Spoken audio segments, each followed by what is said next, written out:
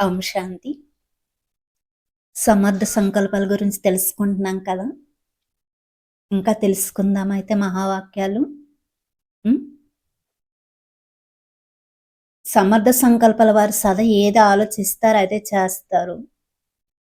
ఆలోచించడం మరి చేయడం 2 సమానంగా ఉంటాయి. సదా ధైర్యమైన గతిత సంకల్పం మరి కర్మలో సఫలతను పొందుతారు.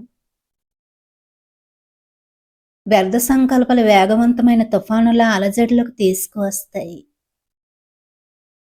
సమర్థ సంకల్పాలు సదా వసంత ఋతువు సమానంగా ఆహ్లాదకరంగా ఉంటాయి. వ్యర్థ సంకల్పాలు ఎనర్జీ అనగా ఆత్మిక శక్తి మరియు సమయము వ్యర్థంగా పోవడానికి నిమిత్తమవుతాయి. సమర్థ సంకల్పాలు సదా ఆత్మిక శక్తి అనగా ఎనర్జీని జమ చేస్తాయి. సమయాన్ని సఫలం చేస్తాయి. మీ రచన అయిన ఈ వ్యర్థం రచయిత అయిన మీ ఆత్మను ఇబ్బంది పెడతాయి అనగా మాస్టర్ సర్వశక్తిమంతుడును సమర్థ ఆత్మను అన్న నశ నుండి కిందకి తీసుకువస్తాయి. వ్యర్థ సంకల్పాల వల్ల సమర్థ సంకల్పాలతో సదా శ్రేష్ఠనశ యొక్క స్మృతి స్వరూపులుగా ఉంటారు. ఈ తేడా మీకు తెలుసు కదా! అయినప్పటికీ కొంతమంది పిల్లలు వ్యర్థ సంకల్పాలు ఉన్నాయని ఇప్పటికీ చెప్తూ ఉంటారు. ఇప్పటి వారికి కూడా వ్యర్థ సంకల్పాలు ఎందుకు వస్తున్నాయి? ఇందుకు కారణం ఏమిటి? బామ్దండ్రులు సమర్థ సంకల్పాలకు ఖజానాను ఇచ్చారు. అదే జ్ఞాన మురళి. మురళిలోని ఒక్కొక్క మహావాక్యం సమర్థవంతమైన ఖజానా అని చెప్పవచ్చు. ఈ సమర్థ సంకల్పాల ఖజానాపై శ్రద్ధ తగ్గిన కారణంగా సమర్థ సంకల్పాల ధారణ కావు. అందుకే వ్యర్థానికి అవకాశం దొరుకుతుంది. ప్రతి సమయం ఒక్కొక్క మహావాక్యాన్ని మననం చేసుకుంటూ ఉంటే వ్యర్థం రాదు. బుద్ధి ఖాళీగా ఉన్నప్పుడు ఖాళీ స్థానం ఉన్న కారణంగా వ్యర్థం వచ్చేస్తుంది. వచ్చేందుకు మర్జన లేకపోతే వ్యర్థం ఎలా వస్తుంది? సమర్థ సంకల్పాలతో బుద్ధిని బిజీగా పెట్టుకొని ఉపయం రాదు అంటే వ్యర్థ సంకల్పాలను ఆహ్వానించడమే. బిజీగా ఉండే బిజినెస్ మ్యాన్గా అవ్వండి. రాత్రింపగలు ఈ జ్ఞానరత్నాలతో వ్యాపారం చేయండి. అప్పుడు ఖాళీ సమయం ఉండదు, వ్యర్థం రావడానికి అవకాశం ఉండదు. కావున విశేషమైన మాట, బుద్ధిని సమర్థ సంకల్పాలతో సదా నిండుగా పెట్టుకోండి.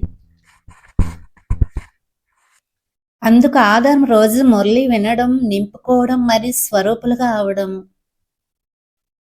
ఈ 3 స్టేజెస్ ఉన్నాయి. వినడం చాలా మంచిగా అనిపిస్తుంది, వినకుండా ఉండలేరు. ఇది ఒక స్టేజ్. అటువంటి వారికి వినంత వారికి వినాలన్న కోరిక ఉంటుంది, వినాలన్న అభిరుచి ఉంది కనుక ఆ సమయం వరకు ఆ రసస్వాదనలో ఉంటారు. వినడం వలన ఆనందంలో కూడా ఉంటారు. చాలా మంచిది.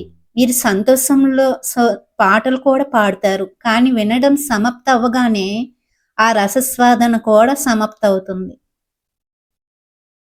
ఎందుకంటే లోపల నింపుకోలేదు కనుక జ్ఞానరత్నాలని. విన్నవారికే నింపుకునే శక్తి ద్వారా బుద్ధిని సమర్థ సంకల్పాలతో సంపన్నంగా చేసుకున్న కారణంగా వ్యర్థం వస్తుంది. నింపుకునేవారు సదా నిండుగా ఉంటారు. అందుకే వ్యర్థ సంకల్పాలకు దూరంగా ఉంటారు. కానీ స్వరూపులుగా అయ్యి శక్తిశాలిగా అయ్యి ఇతరులను కూడా శక్తిశాలిగా చేయడంలో లోపం కనిపిస్తుంది.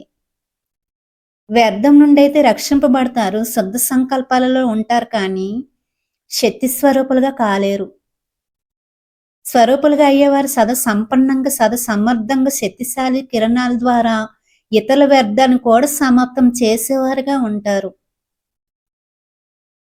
మరి నేనెవరిని అని స్వయాన్ని ప్రశ్నించుకోండి. వినేవారా, నింపుకునేవారా, లేక స్వరూపులుగా అయ్యేవారా? శక్తిశాలి ఆత్మ సెకండ్లో వ్యర్థాన్ని సమర్థంలోకి పరివర్తన చేస్తుంది. మరి మీరు శక్తిశాలి ఆత్మలే కదా, కనుక వ్యర్థాన్ని పరివర్తన చెయ్యండి. ఇప్పటి వరకు వ్యర్థంలో శక్తి మరి సమయాన్ని వృధా చేస్తూ వచ్చారు. మరి సమర్థంగా ఎప్పుడు అవుతారు? బహుకాలపు సమర్థత కలిగిన వారే బహుకాలపు సంపన్న రాజ్యాన్ని చేయగలరు. అర్థమయ్యిందా అని పరమాత్మ అడుగుతున్నారు.